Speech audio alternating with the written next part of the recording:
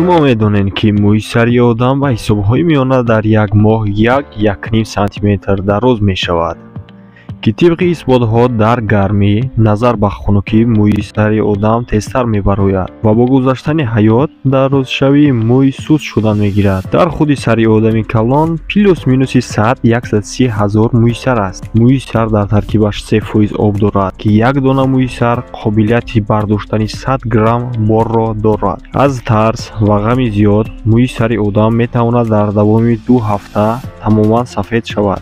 решаҳои мӯйҳои занон нисбат ба мардон чуқуртар аст, вале риши мард назар ба мӯи сар тезтар дароз мешавад. дар як дона мӯи сари одам чандин элементҳои химиявӣ вуҷуд дорад: манган, натрий, бром, купрум, синкум, ки хабари хуштаринаш ҳаминае ки аурум тилло, аргентум нуқра ва платинум, ки тилло дар мӯи сари занон нисбат ба мардон 5-6 маротиба зиёдтар аст, лекин аз сабабе ки тилло ба фоизи кам дар мӯи сар вуҷуд дорад, онро гирифтанаш номумкин аст, ҳатто бо таҷҳизотҳои пешрафтаи замон.